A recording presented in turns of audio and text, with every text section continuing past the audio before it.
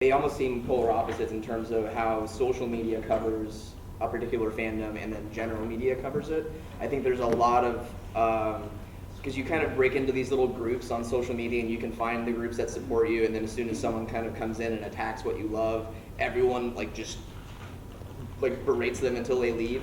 Whereas I think it started with I don't know if it started with the Trekkies, but Trekkies have always been kind of dismissed as kind of losers, outcasts, people who are weird, and I mean, now it's the bronies. So it's the exact same thing. It's anime congoers. But the weird thing is, more and more people I think are going to those types of events and maybe realizing it's not so weird. But people I think still have a very strong delineation between this is what my normal life is, and then this is what I do for fun, or this is the weird part of me. I think there's still kind of that view that it's not normal and accepted, and I think that happens more in kind of mainstream, quote unquote mainstream approaches to things like anime and wrestling and movies and comic books and certain fandoms. And then online, I think you can find groups that are supportive, but you will obviously get a lot of internet backlash. But I think usually you can kind of fight that off and defend it more so than you can in mainstream. I think over the last, I don't know, 10 years or something, it's crept so much into the mainstream. All this nerd stuff or this like, stuff that used to be fringe is now just everywhere. Like, I seriously didn't know how many people liked wrestling until Twitter. Like, people love wrestling, and I had no clue. People I didn't think would love wrestling, and it's surprising to me. I think that it is, we're in a new era where I think that people, and it's always funny to see how mainstream media covers virtually anything. But watching them try and comprehend and wrap their brains around stuff like bronies and things is hilarious to me. But I think you're right in saying that the social media is the place where you're going to see most of the acceptance and people actually talking about these sort of niche things. But they're now profitable like crazy. I mean, you can find anything you want anywhere you want, and that's really just a new way of content being delivered. I mean, it used to be that if you wanted to watch weird anime, you'd have to go to some weird skanky video store and that would be it, and now it's like there's a channel dedicated to it. They have like an entire website that, Crunchyroll. Yeah, they just, I mean, like, and honestly, I think what's cool about this is that everybody can just kind of pick and choose their own thing, We like a lot of the same stuff, but I do not get the brony thing at all. Like, just totally misses me. Well, see, it's very important. I would rather not hear. Yes, don't confuse that for interest. But I love it. I love that we can all pick and choose like it's from a buffet of what it is that you want. And I have to say, this is a good time as any to praise the two people on the ends here. I don't remember how terrible it was before we had film streams when, if a movie wasn't playing in 900 to 1,000 theaters at least, we wouldn't just get it at all. We would never see it, And again, this was before the time when you would have such widescreen, like, on-demand stuff or some opportunities to see it. So there were whole movies that I just could never see. And then film streams came along, and now I can see like anything I want to, and it's awesome. And the same, Dave makes a really good point, and this ties into sort of the mainstream application of how these sort of niche things are viewed. Dave's shop is incredible. I mean, I've seen shops all over the world. They by the way, he might not find a way to mention this, so I will. They were voted the #1 comic book store in the world last year, that's a very big deal. And what Dave's whole concept is, what he was talking about, and I think what's awesome about this is approachability. That if you want to be able to, you shouldn't discourage or assume that someone is going to come in and know exactly what you know about this weird niche subculture or this weird genre or this thing that's alternative that's out there. I just took my niece into your shop, 2 or 3 weeks ago to try and get her hooked on comics. She's 10 years old, and, what's that? Right? And then all you do is you just go up and I say, and I knew it. I just went up to the people who work in there, and anyone there will say, I'm like, what's good for kids these days? I don't read that stuff. So, but that's the whole concept now. Is I think it's being more inviting. I think that it used to be that these different subgroups, for protection's sake, would kind of put up a wall around themselves, and they would feel as though people were going to judge them for this weird thing that they liked. And now it is starting to loosen up a little bit as people become more comfortable admitting that they are into whatever it is that they're into, and I think that's pretty awesome. So, I think it's also important that whatever you like with the comic books, there was this idea that people who are like gatekeepers. Like, Yeah, you know, yeah. and I don't like that as far as like the people who are like, well, I like this, you know, thing first, so I win. You know, and I'm not a fan of that. It has to be that, yeah, I'm a gatekeeper, and I make sure that that gate never closes. Like, that's the deal. I keep it open. I hold it open all the time. As far as my experiences with like mainstream media, local media, that sort of a thing, I find that it is just like they are like wide-eyed children. Anytime something comic book related happens at all, I get a phone call from a news station or a paper or wherever, and unless that person is intimately aware of comic books, culture, that sort of thing, they will ask me questions about the Big Bang Theory. They will ask me things like, just like very innocent, like, now explain Spider-Man. Like, they just like, They call Ryan on Spider-Man. right, exactly. And so, and it's just like, I do my best to try to make it understandable. I remember one time they called me up because a man hopped up on meth, had put on Wolverine claws, and was running amok, and they needed to talk to the comic book guy. I think you'd be an expert in that. Well, fair enough. That is true. But it had nothing to do with this. Like, I was like, how do you feel about this? I don't like it. I mean, I just don't run around with knives on your hands. You don't run with scissors, don't run with Wolverine claws. It makes sense. Do you have a healing factor? No? Stop it. So, yeah. Rachel, I'm curious to know what your thoughts are on this. Well, I mean, I think everyone kind of has. When you think about how any kind of media was digested, even just 10, 15 years ago, everyone had the same format. Everyone had the same, options.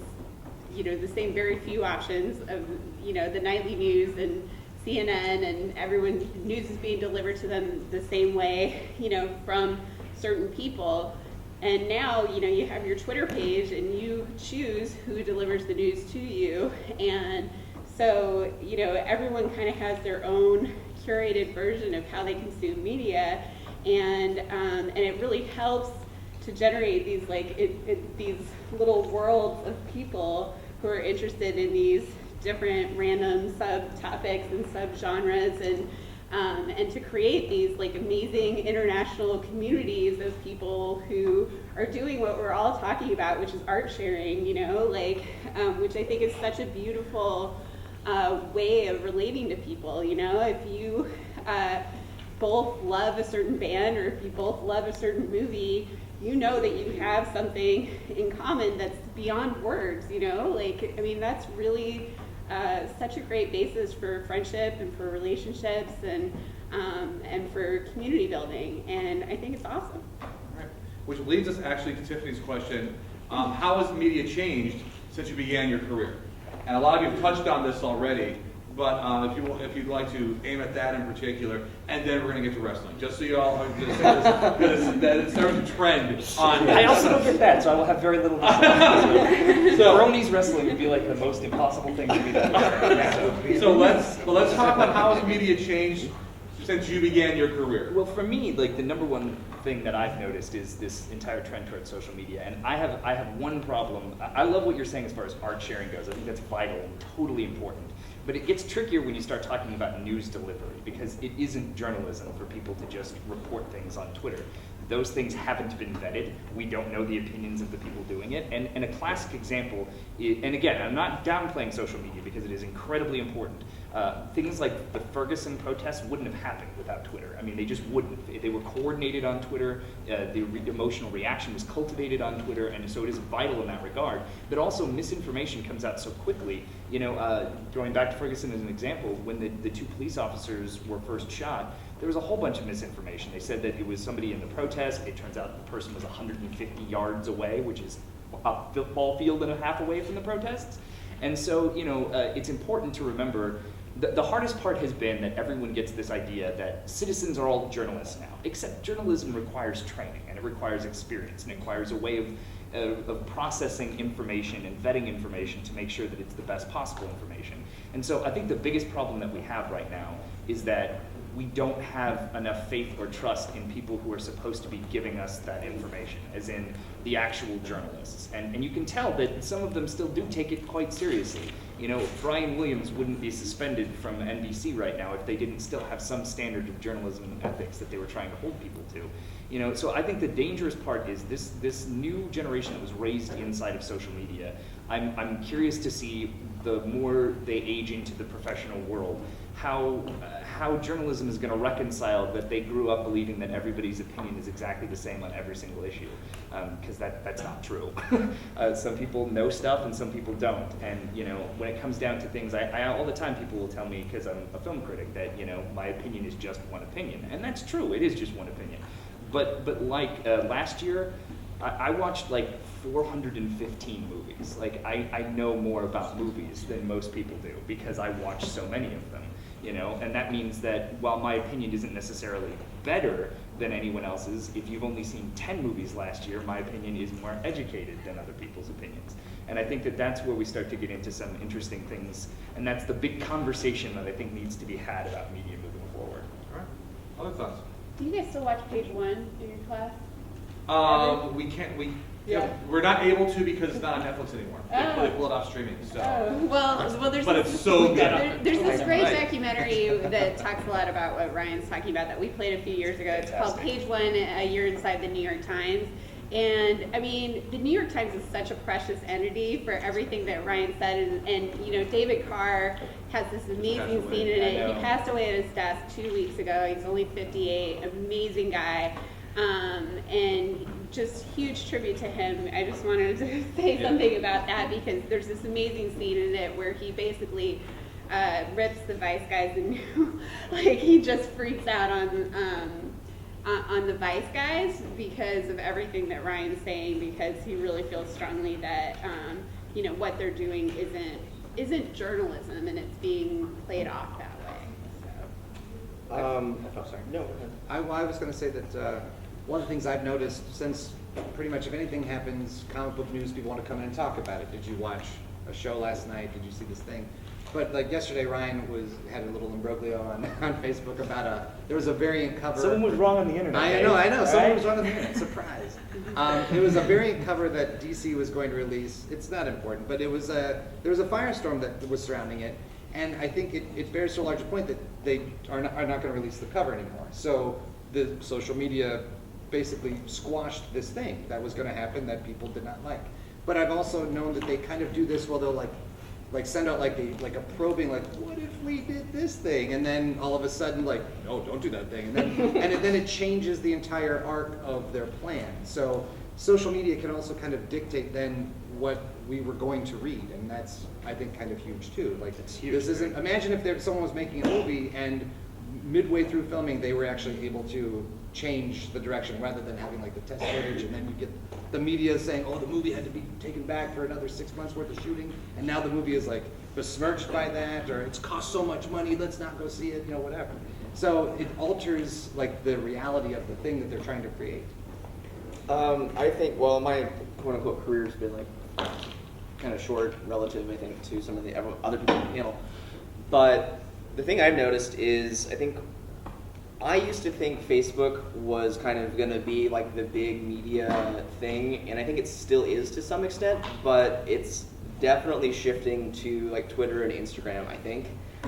It's like that line from The Simpsons, I used to be with it, and then they changed what it was, and now what I'm with isn't it, and what is weird and scary to me. It's like that. So I think definitely the altering types of social media that people were using, that's been a shift. And then also, I think companies are now realizing that they don't have to rely on cable programming or basic television, kind of what media used to be in terms of if you wanted to be seen, you had to be on cable or you had to be on network programming, but now you can, like HBO's leaving to basically have their own standalone programming. The WWE network is its own thing. Netflix, Hulu, Funimation, like each of these different companies now are taking a bunch of their content online or creating channels that you can stream through your gaming console. And so I think the idea of, what was it used to be called, like you used to have to plan your schedule around TV and kind of like my favorite program is going to be on at 8, so I know I need to be home at 8. Now it's, I don't care when it's on, I'll watch it when I want to watch it, and then you're starting to get binge watching and a lot of the stuff where it's 13 episodes or 14 episodes are all released on the same day, and then you can watch it you can either watch it straight through the entire weekend, or you can watch it 2 episodes at a time, or however you want to do it. So I think that's kind of, those are two of the big ones that I've noticed are those. Speaking of strange things in Twitter, so it appears that you're to bring lunch back to the Yeah, guys I just saw that. when you're done here. I love my manager Joe. I've known him now for 20 years. He's a great guy. He's a great guy. So Yes, that is fantastic. Rich, quite fun. Yeah, well, obviously, when we opened in 2007, movies were still showing on film everywhere. And everything has switched. In the first 5 years that we opened, everything switched to digital. And you can't show a new movie on film anymore. We still show classics on film, and we'll keep the 35mm projectors forever because we love them and we care about that. But yeah, so that was huge. Obviously, on demand is huge in the way that studios are choosing to release their films. Sometimes some of the films that we show will literally be released theatrically and on demand day and date. So the same day and date. And whether it hurts us, I don't really know, I mean, because I think, most of the comics that you sell, Dave, are available online. Right. But you're like a curated place that people can go that's trusted, where you can give advice and input, and you've chosen these comic books because they're good and they're, representative of what you care about. And we're like that too, we're these brick and mortar physical manifestations and sort of places where the community can come together to You're supposed to appreciate see this a stuff. movie in a theater. You're Right. supposed to see a movie in a it's theater. an That's the way it experience. works. There's nothing like it. Yeah. It's a wonderful experience. I With think an it's- audience and with, Yeah. that's the way it's supposed to be. Well, I think it's a much better experience too, but I also think if you want to follow what we're playing and watch it elsewhere, if you have preferred other ways to watch it, I'm just as happy if you see a movie like Girlhood that we're opening tomorrow on any format, because I would rather you come down and see it at Film Streams, and obviously it'll be the best experience there, but I mean, it's such a special movie, and if we can introduce that to people, then that's what I care about. So it's fun. All right, so before I move on, is there any questions in the audience that you're not throwing up on Twitter? You want to put your hand in the air? I'd love to take them. Seeing none. No one waving or jumping up and down. Okay, so we've moved all over the place thus far in the conversation, which I anticipated. I want to kind of focus on a couple different things here, and I'm going to try and move in a couple of directions. First, okay, we're going to talk about wrestling, and here's why. And Ryan's like shaking his head, I don't understand. So on Tuesday at the end of class, one of you all came up and said, what about wrestling? Should we talk about wrestling? I was like, oddly enough, one of the guys in the panel might dig wrestling. And so what I figured was that I would open it up and talk about wrestling as fan culture. And this idea of professional wrestling and kind of the implications around it. Because it was like, I don't know if any of you remember AWA or remember like way back in the day with like when the Sheik first came out and the Claw and like that was my wrestling.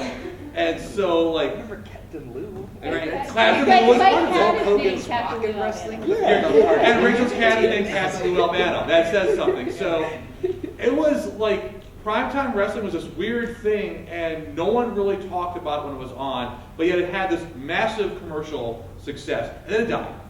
Yep. And then WWF came up, and it started doing, and there's this weird history, and then it sort of started dying, and then they all merged, and it's now what it is now. So Yeah. I'm going to start with you, Charlie, Okay. and then talk us through it. About, that was a lot of different things. Fandom? Wrestling and fan culture, how's that Okay. sound? We'll focus on that. So the weird thing that I've noticed, so for a little bit of background and kind of where I fit along the wrestling timeline is when I was in junior high, a friend of mine recommended that I turn and watch WWF, Monday Night Raw. And so I watched it. So I think I only really watched WWF, and I never watched WCW. I watched a little bit of ECW.